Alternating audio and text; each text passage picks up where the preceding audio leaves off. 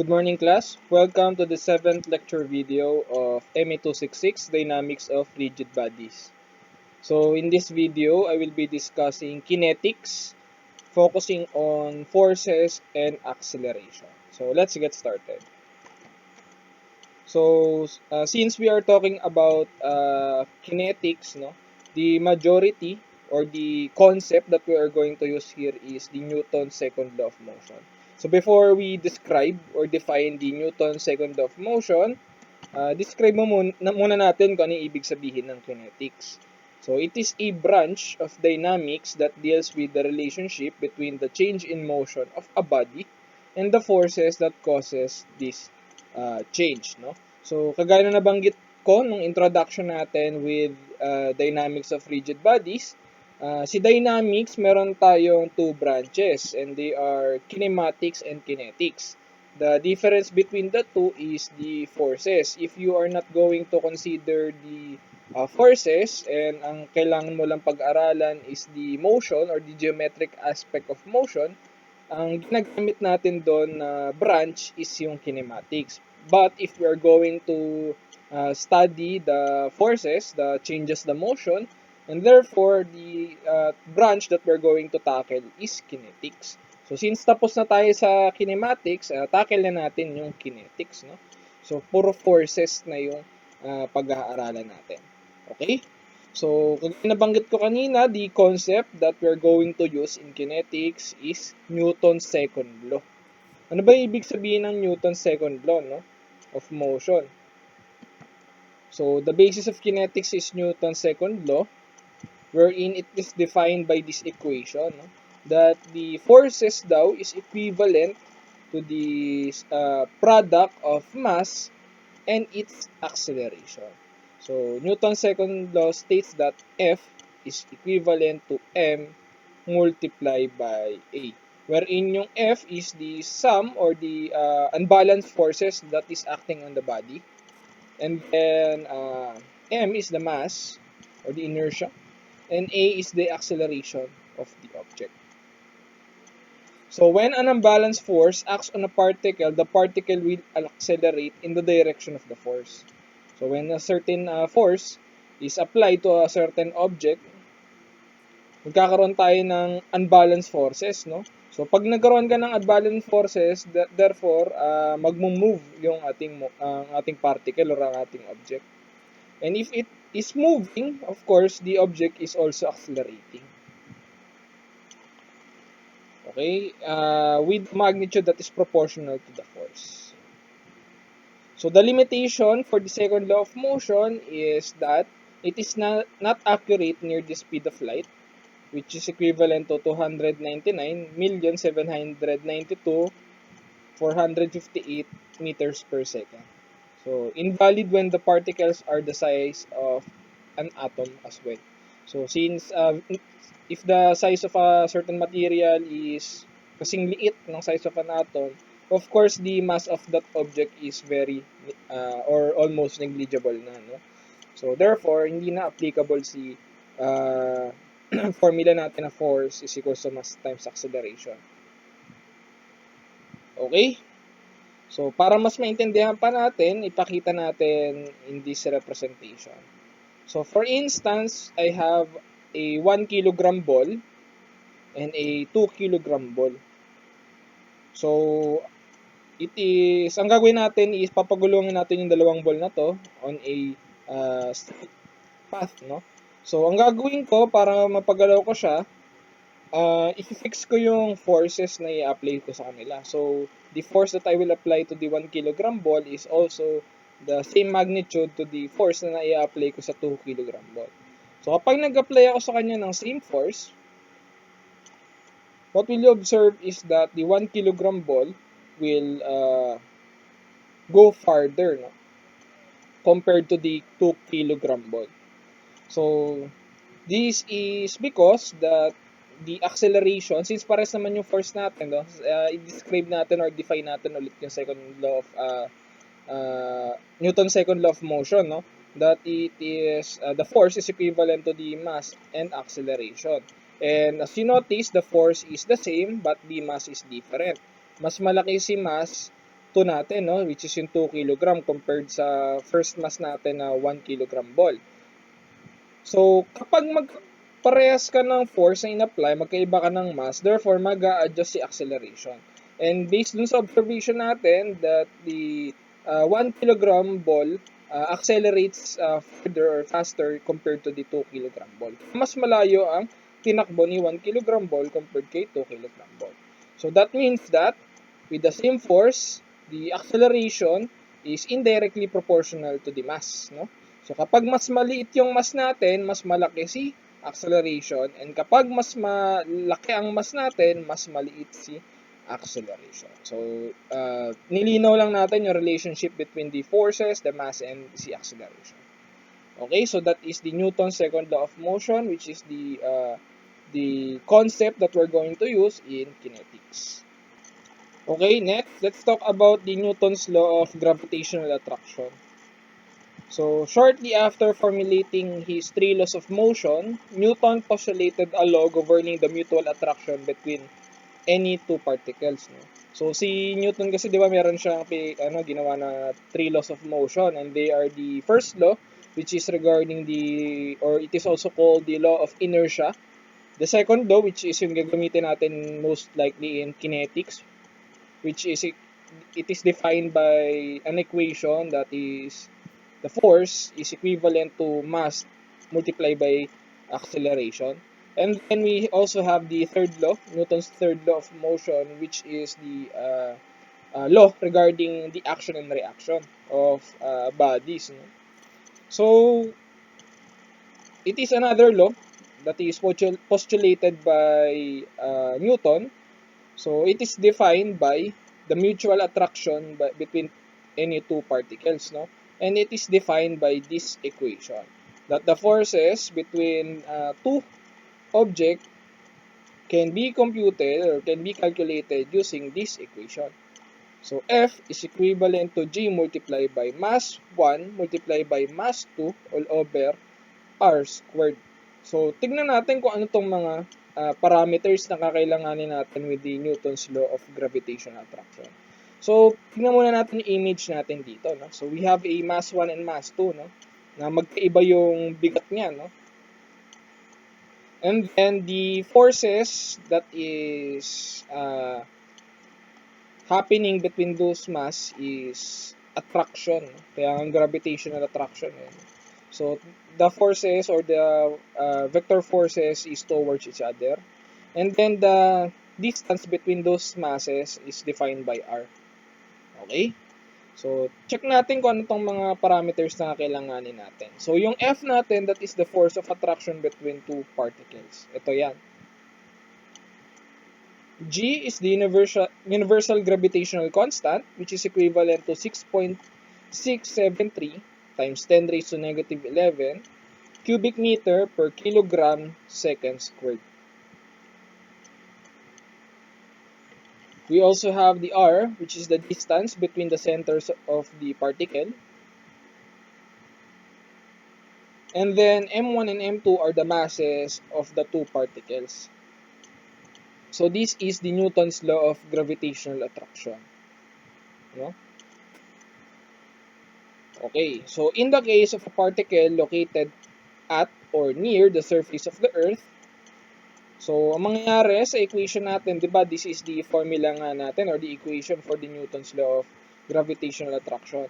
So, meron tayong condition dito na kapag ang particle daw natin is located at or near the surface of the Earth, this formula will be changed, no? So, mag-iiba siya. So, paano siya mag-alter? So, mangyayari is if this is the case or this is the condition, the F natin or the gravitational force or the gravitational attraction will be changed by W. Wherein yung W natin, this is the weight of the object. And wherein the G or the gravitational constant, mass of the Earth, divided by the squared of the distance between the object and the Earth, it is equivalent to G. wherein yung small g natin, that is equivalent to the gravitational pull or the value of the gravity. So mangyayari, magiging ganito ang itsura natin. So if you are going to study any object that is located on the earth, if you want to determine its gravitational attraction, ang mangyayari dyan, kukunin mo lang yung formula or kukunin mo lang yung value ng weight niya because it is equivalent. So, ang condition lang niyan if it is located or at near the surface of the Earth. Magbabago yung formula or equation natin for the gravitational attraction, it will change into the equation or the formula natin for getting weight. No? Weight is equivalent to mass multiplied by gravity. Wherein our force or our weight is equivalent or in terms of units, in terms of SI units, it is equivalent to Newton. Yung Newton natin is equivalent to kilogram meter per second squared. And if it is in FPS unit, or in English unit, it is in terms of pounds, or pound force, wherein it is equivalent to slug feet per second squared. Okay? So kapag SI unit, for the weight, mass times gravity, no? Yung gravity natin is in terms of meter per second squared and ang mass natin is kilogram. Para mag-yield tayo sa SI unit. And if we are talking about the FPS unit, the value of gravity natin or acceleration is in feet per second squared. And then the mass natin is usually in slug, pwede din in pound mass. And then it will yield to the weight in terms of pound force. No? So for the standard value of gravity, if we are talking about SI, the value of our gravity is 9.80665 meter per second squared. Pero for the sake of calculation, pwede ko na rin tanggapin yung 9.81. So kung saan kayo mas komportable, 9.81 or 9.80665, walang problema sa akin. So for the value of the standard gravity naman in terms of FPS unit or in English unit, it is equivalent to 32.174 feet per second squared. Okay, moving on. So next, let's talk about the equation of motion. So for the equation of motion, it is defined or it is equivalent to the summation of forces is equals to mass multiplied by its acceleration. So when more than one force acts on a particle, the resultant force is determined by a vector summation of all forces. Kung makikita mo, ang formula natin is sigma F. So ibig sabihin ng sigma F, the summation of all forces. No? So mamaya i-explain ko pa yung regarding sa axis. No? Pero this is assuming all of the forces applied on the body is in the same axis of the acceleration. No? So ito yung formula natin. So in terms of representation of our forces or in our acceleration, gagamit tayo dito ng free body diagram and kinetic diagram. So since na-tackle nyo na yung statics and physics before, alam ko na very familiar na kayo with the free body diagram. So si free body diagram is a Cartesian plane wherein nakalay doon lahat ng vector forces na naka-apply doon sa object natin. So, mamaya magbibigay ako ng example for the free body diagram para mas maliwanagan pa kayo. So, itong free body diagram na to, it defines or it showcases the summation of forces. So, para mas makita natin or mas mapag-aralan natin mabuti lahat ng forces na nag-act sa body, gumagamit tayo ng free body diagram. So, next, if we are about to showcase the acceleration of the body, gagamit naman tayo ng kinetic diagram. Ang purpose ni kinetic diagram is para mapakita natin kung saan papunta yung object natin. So, kasi kapag may different forces na nagdalay dun sa isang object, you are uncertain kung saan ka papunta ng motion. So, pwede kang naka-inclined, pwede kang in the vertical axis or horizontal axis. So, usually, pinapakita naman siya sa problem. So, para hindi ka malito, usually, gumagamit or nagdrawing ka ng kinetic diagram na nagdrawing ka ng line kung saan papunta yung object mo or kung saan gumagalaw yung object mo. So, yun yung purpose natin ng kinetic diagram. So, usually, ginagamit natin siya in equation of motion. So, kung mapapansin niyo yung equation of motion natin dito sa kinetics, it is very similar to the equation of motion in statics. Kung matatandaan niyo pa yung way kayo paano mag-calculate. So, ang only difference between the two is that the summation forces here in kinetics is equivalent to the mass multiplied by acceleration. So, kapag statics ang pinag-uusapan natin, there is no movement, kahit anong forces man yan, hindi gumagalaw yung object mo, therefore, the summation of forces should be equal to 0. So, i-reiterate ko lang, since we are talking about forces and motion, so therefore, the object should have a acceleration. Kaya gumagamit tayo ng mass and acceleration. So, para mas maintindihan natin yung free body diagram natin and the kinetic diagram, pakita natin in terms of an example. Okay, define pala muna natin yung free body diagram. So, the free body diagram is the graphical account for the magnitude and direction of each force acting on the particle. Kagaya nabanggit ko kanina, para ma-showcase natin kung saan nakalay yung mga forces na nag-act sa body natin. And din si kinetic diagram is the representation of the magnitude and the direction of the resultant force. Okay? So, example na tayo. So, for instance, we have this UST Eco Tigers car that is running on an inclined, no?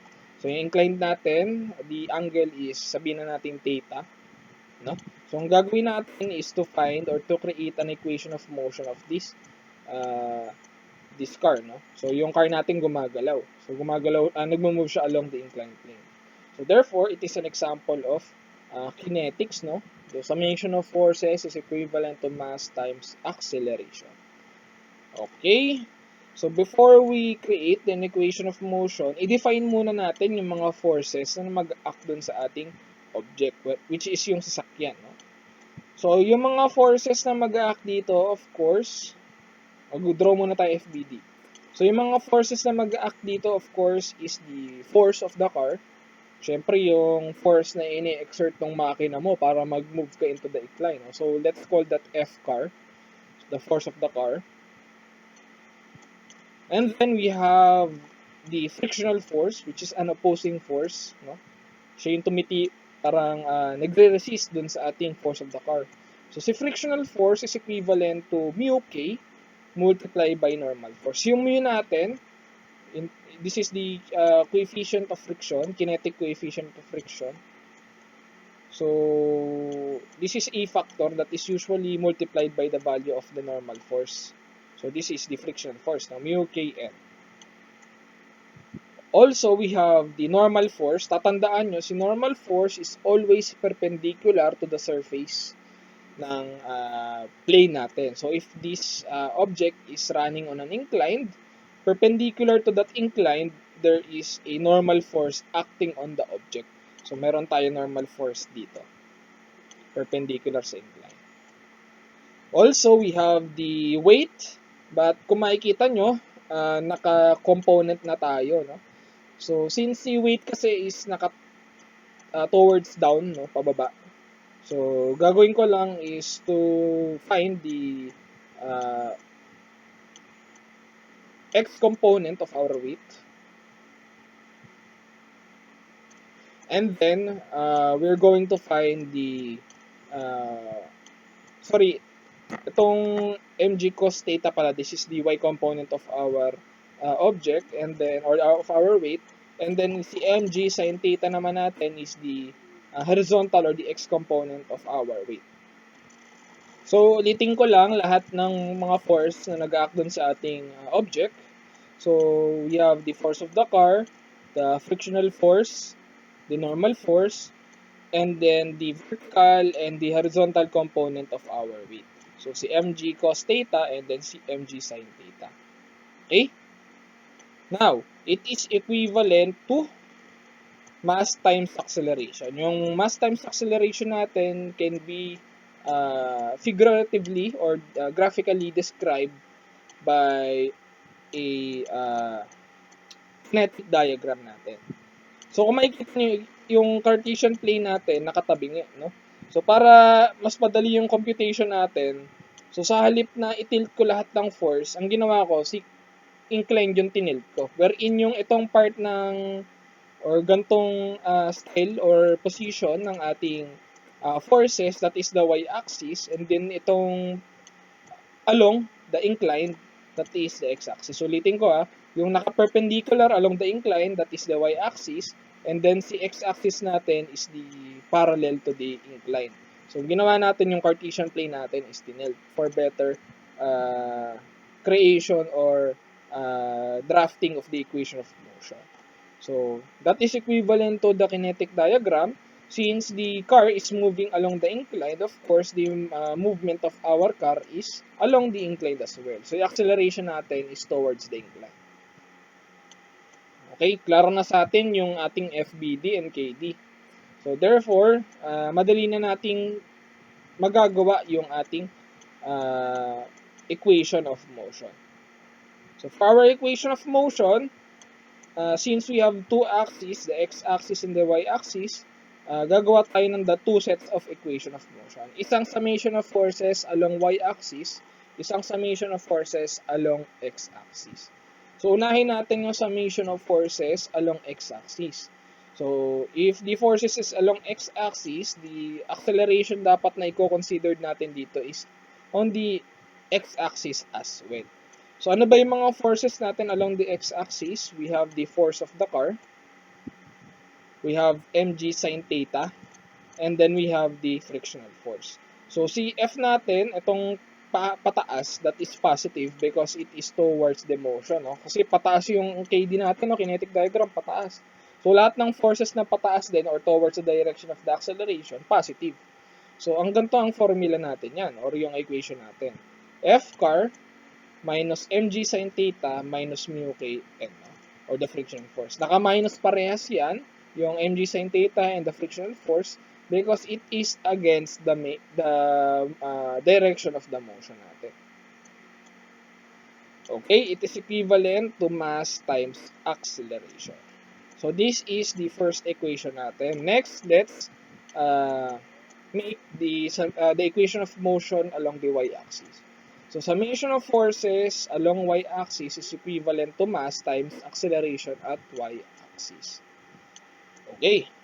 So ano ba yung mga forces natin along the y-axis? So we have the normal force and then the vertical component of our weight, which is mg cosine theta. So normal force is positive because pataas, and negative si mg cosine theta natin kasi pababa siya. Kung makikita nyo, sir, bakit naging zero yan? Hindi naman statics yan. Kasi kung matatandaan nyo, or makikita natin sa kinetic diagram natin, our motion is towards the incline, no? Or across the incline natin.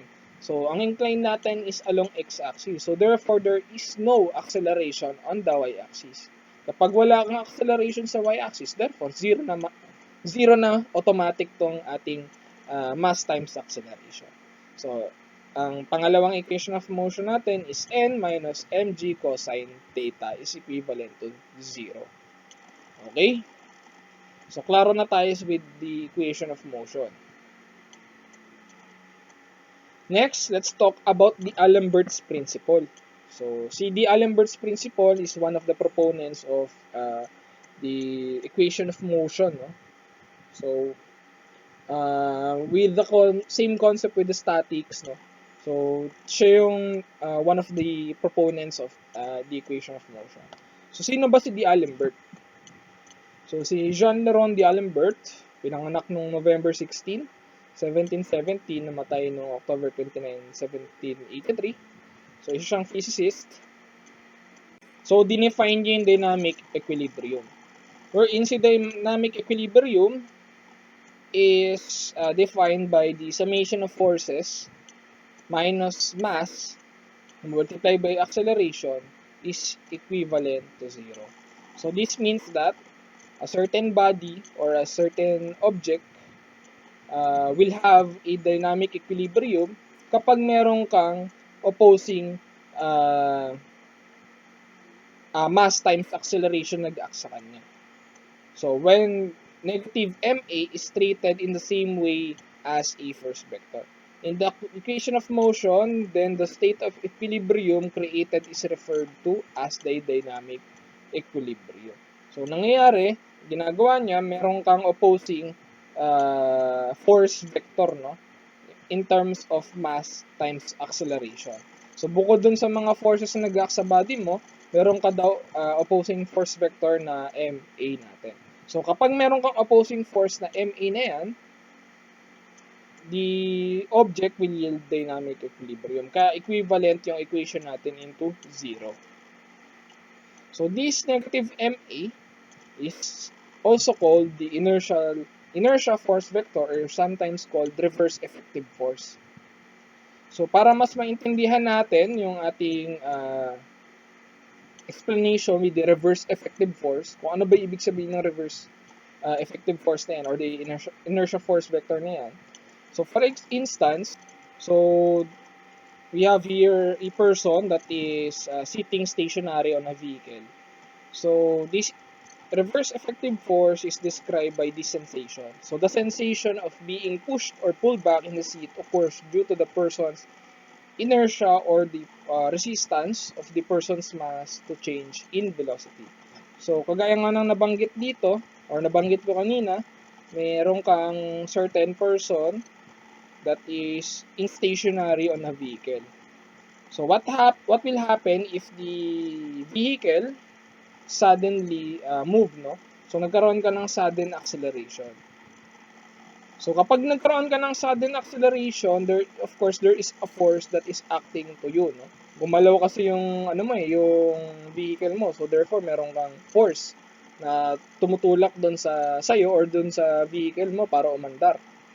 So, kung mapapansin nyo, yung itsura ng tao dun sa loob ng vehicle, para siyang tinulak pabalik dun sa kanyang upuan. So, yung tinatawag dito kanina, or nabanggit dito kanina, the sensation of being pushed or pulled back in the seat. So, the reason behind this because of the reverse effective force. So, nagkakaroon ka ng resistance due to the person's mass.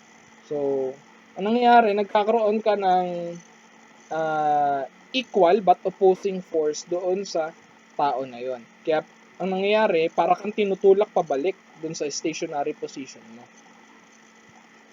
So, kaya that is the reason why it is called the reverse effective force. And if the vehicle naman is, syempre umaandar ka na, nagkakaroon ka ng certain velocity, no? Constant velocity ka na. Suddenly, after mong gumalaw, your velocity becomes 0, or biglang huminto yung sasakyan mo, yung vehicle. So, kapag huminto yan, of course, meron kang opposing force naman to the opposite direction. Since the mass is constantly moving, bigla kang tumigil, yung katawan mo or yung weight mo, nasa verge pa siya ng gumagalaw.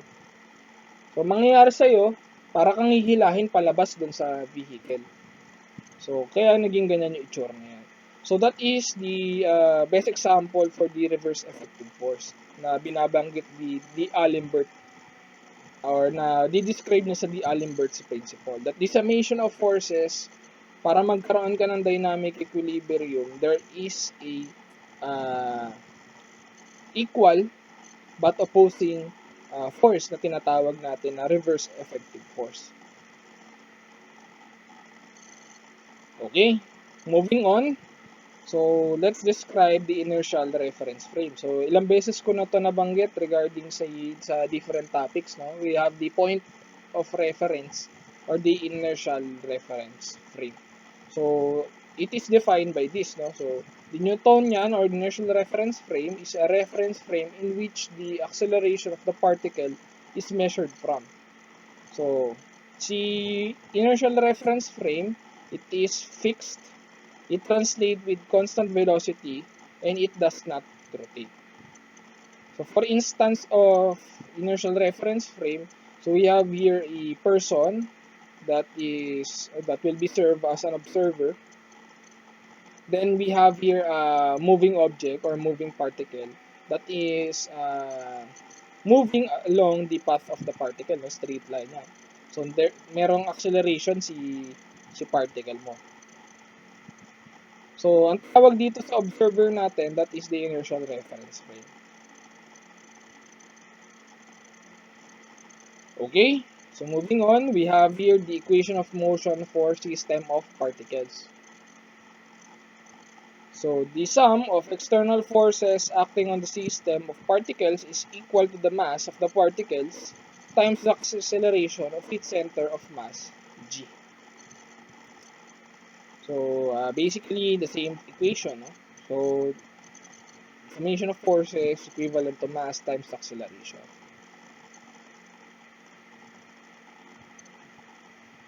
So next, if we are talking about a particle that is moving on a three-dimensional path, kagaya na ito. So pag sinabi natin three-dimensional, we have x-axis, y-axis, and the z-axis. Z-axis will be the elevation of the particle natin. So meron tayong three-dimensional movement ng ating object. So if we are going to create the equation of motion, syempre, tatlong equation na yung kailangan nating buuin. Wherein we have here in terms of the x-axis, in terms of the y-axis, and in terms of the z-axis. And if we are gonna use these rectangular coordinates, yung acceleration natin is in terms of ijk coordinates. Okay? So para mas maintindihan nyo to, magbibigay ako sa inyo ng problem solving examples for the next video natin. Next, we have equations of motion, normal and tangential coordinate. So parang kinematics lang din, no? So if the object natin or the particle is moving on a curvilinear path, malamang meron tayong radius of curvature. And that radius of curvature has a center, no? So, lahat ng curve kasi meron niyang center, no? Diyan nagsisimula yung radius of curvature. If the force is towards or acting towards the center of that curve, that is called the normal force or the normal axis or normal coordinate natin. If the force naman is acting perpendicular to that axis or perpendicular to that curve, that is called the tangential coordinate. And then lastly, we also have the axis in the z-axis, no? Or in terms of elevation tayo, lalo na kapag three-dimensional yung path. So, yung axis natin na yan, tinatawag din natin yan na binormal axis. And that acceleration on that axis is usually 0. Because ang dinidefine lang naman talaga sa atin kapag curvilinear motion is the tangential acceleration and then si normal acceleration. Kung matatandaan nyo from the previous topic natin sa curvilinear kinematics, si tangential acceleration, it is usually can be usually calculated using normal equation natin, kinematics formula. On the other hand, si normal acceleration natin can be solved using the radius of curvature. So, kung ano yung way ng pagsasolve natin sa kinematics or curvilinear kinematics with the normal and tangential coordinates, it is the same method in this topic, no? So, the only difference here is the equation of motion, no? Summation of forces pa rin yan along the summation of forces is equivalent to mass times acceleration pa rin yan. The only difference between these and the other topic is that the axis nag-iiba tayo. No? So, kapag sinabi sa problem or nabanggit sa problem na meron tayong radius of curvature, malamang ang gagamitin natin dyan is yung normal and tangential coordinates. So, para mas maintindihan natin yung topic, don't worry, magbibigay naman ako sa inyo ng sample problem video. Moving on, so we have here the tangential and normal forces. So, the direction of tangential coordinate relative to the radial coordinate can be calculated using this. No? So, tan angle is equivalent to r all over dr all over d theta. So, it is measured from the extended radial line to the tangent in a counterclockwise sense or in the positive direction of theta. And lastly, we have here the cylindrical coordinates. Another example of curvilinear motion, no? So if a object is moving along a curvilinear motion, meron din tayong tinatawag na radial and transverse coordinates. So tinatawag nga natin yan sa buong buo na cylindrical coordinates. So it is very similar din sa previous topics natin or previous methods na binanggit natin kanina. The only difference nga is the axis. So summation of forces is equivalent to mass times acceleration. So that will be the end of our lecture. If you have any questions, you can message me on my messenger or email. Thank you. Fire. Emmy, faculty, yeah. Emmy, faculty, yeah. Emmy, faculty, yeah. Emmy, faculty. Siya naman si Sir Ivan Espinosa, dulo ng pangalan. Pangako di mahihirapan.